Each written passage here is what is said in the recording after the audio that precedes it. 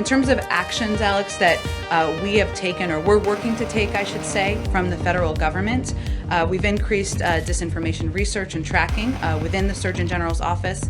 We're flagging problematic posts for Facebook that spread disinformation. No one in your office has ever met with, coordinated, or otherwise engaged in any contact with a social media company in which you spoke to them about vaccine mandates, about COVID mask mandates, about the withdrawal from Afghanistan, about the current U.S. involvement in Ukraine. None of that has ever happened.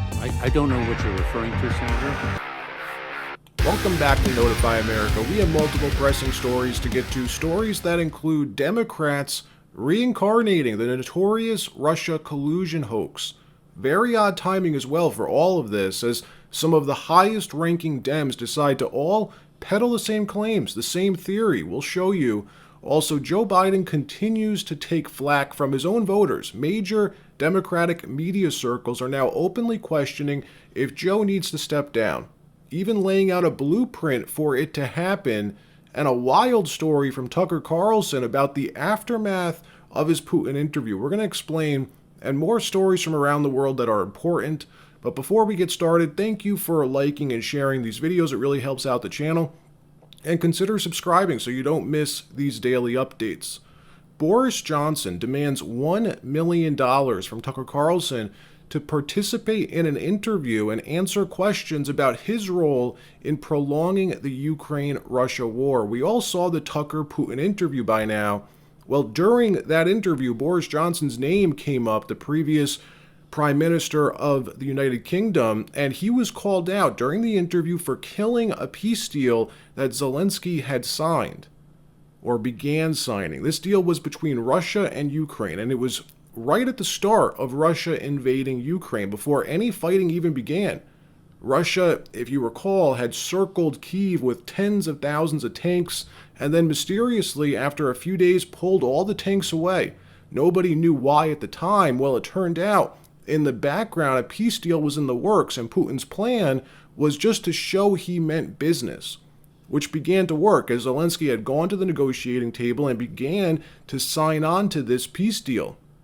As Putin explained it in the interview, Ukraine had signed on to commit to it, but still had to finalize everything. Well, in the weeks that followed, in the weeks after that, Boris Johnson flew into Ukraine, met with Zelensky, and he talked him out of it. Convinced him that the West would be by your side throughout the entire war, convinced him that Ukraine could win against Russia. So that's the backstory, all right? And after Putin described this in the Tucker Carlson interview, Boris Johnson was sent out by his handlers to give a rebuttal. Here was what he put out the day after Tucker dropped that interview. Watch this. Around the world, people are watching that ludicrous interview with Vladimir Putin conducted by Tucker Carlson, and we must not fall for this tissue of lies, above all for the notion that Putin is somehow fated to succeed in Ukraine. On the contrary, he is doomed to fail. Read about it in the Daily Mail. So like any good journalist, Tucker said to himself, hey, well, if he's got a different story, let me interview Boris Johnson, get to the bottom of this. So Tucker's team reached out to Boris Johnson, and, well, things took an odd and unexpected turn. Here's Tucker explain in his own words what transpired between him and Boris Johnson. Watch this. So I'm over in Moscow. I'm waiting to do this interview. It gets out that we're doing it. And I'm immediately denounced by this guy called Boris Johnson, who was for a short time the Prime Minister of Great Britain. And Boris Johnson calls me a tool of the Kremlin or something. And I'm thinking, well, that's kind of, I mean, his name's not actually Boris, as I'm sure you know. His name is Alex Johnson. He called himself Boris in high school. So the guy who calls himself Boris is accusing me? So I was annoyed. So I put in a request for an interview with Boris Johnson, as I have many times, because he's constantly denouncing me as a tool of the Kremlin. He says no. So I'm thinking about saying, I'm getting more annoyed. So I know a lot of people who know Boris Johnson. So I reach out to them. Finally, one of his advisors gets back to me and says, he will talk to you, but it's going to cost you $1 million.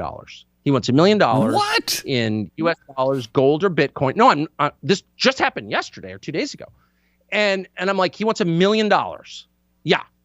And then he will talk to you about Ukraine. He will explain his position on Ukraine and explain what. So he attacks me without explaining how I'm wrong, of course, or how he's right.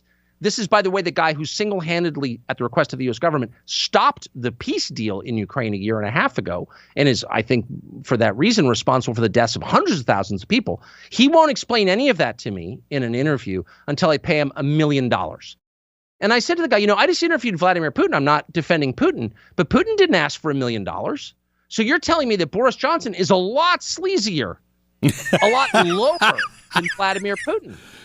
Okay. Which is true. Yeah. So this whole thing is a freaking shakedown. Why $60 billion? I mean, I could get boring on this because I've learned a lot about it.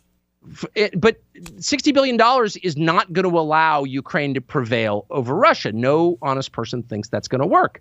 This is a money laundering operation. A lot of the people involved in it are making money from it. And if you're making money off a war, you can deal with God on that because that's really immoral. Like, that's actually really, really wrong. And a lot of people are, including Boris Johnson.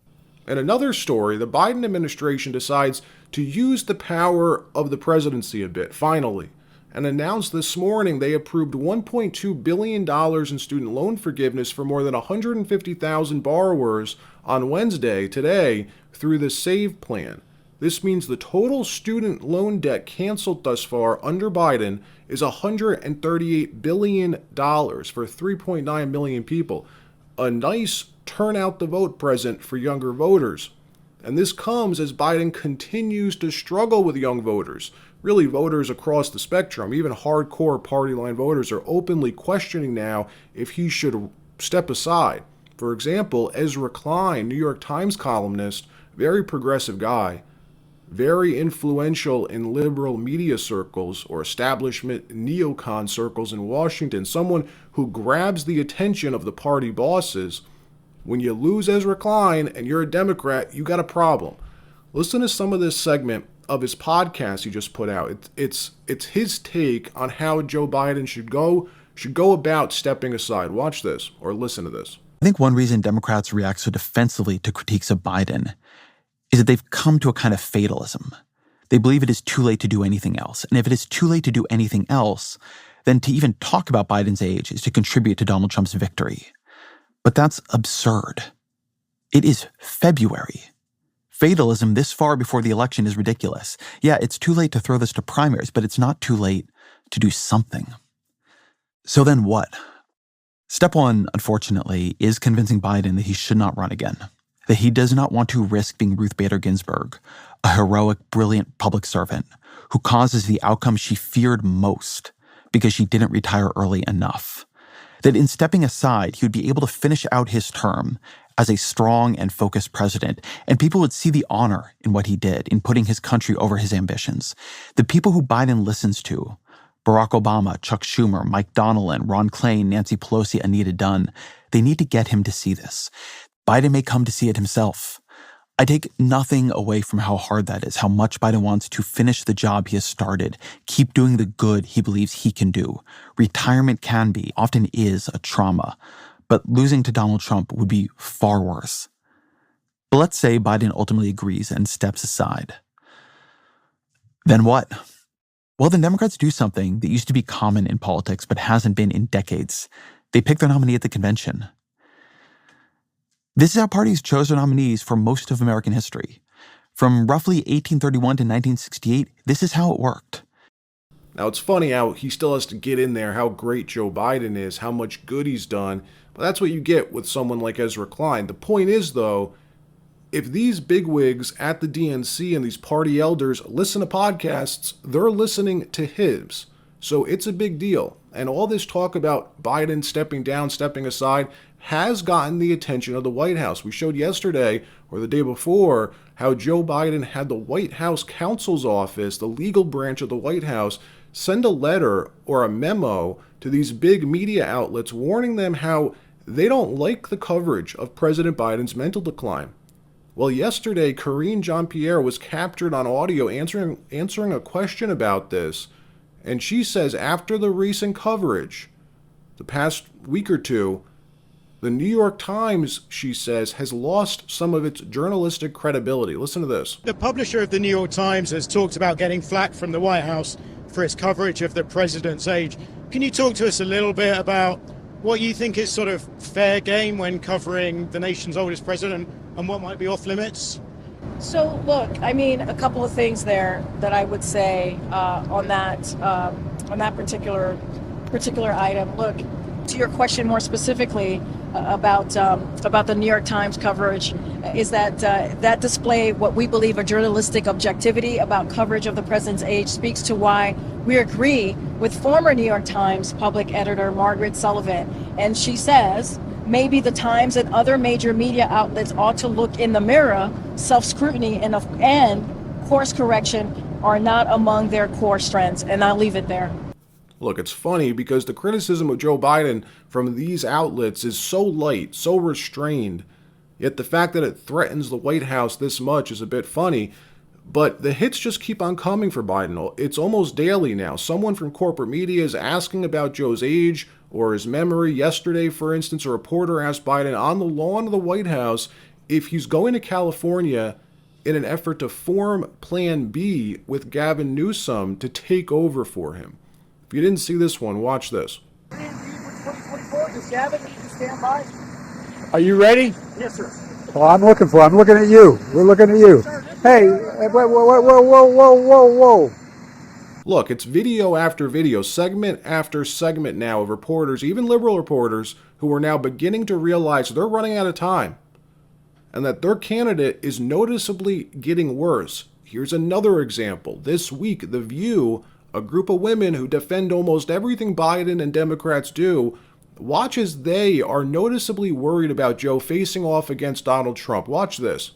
Biden can lose, and he can lose in a debate. Trump will not. The people supporting Trump will support him whether he's there or not. But that's Biden his makes supporters. one mistake, and people that are undecided are out. Also, if Biden flubs, they'll be all over him. If Trump flubs, if he doesn't show up, they'll be all over. My caution to Biden is I get why he maybe wouldn't, but Donald Trump will lean into the narrative of he's hiding because he's not up to it, and voters will believe that if he doesn't show up.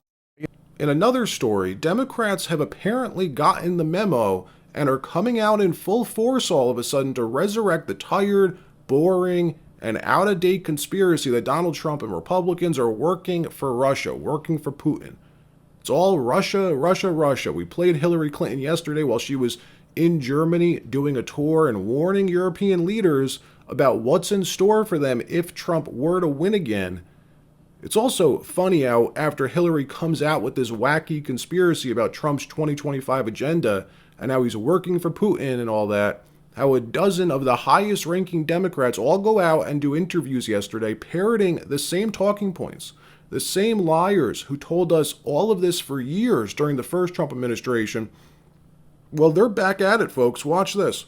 This is all part of a propaganda and disinformation campaign by Russia attempting to help Donald Trump. And, you know, when we point out the very clear contours of this story, our colleagues just start chanting, Russia hoax, Russia hoax. Well, what's the hoax? Is it the brutal invasion of Ukraine and the tens of thousands of Ukrainians who've died, or tens of thousands or hundreds of thousands of Russians who've died? Is it the death of Navalny that's the hoax? What exactly is the hoax they're talking about?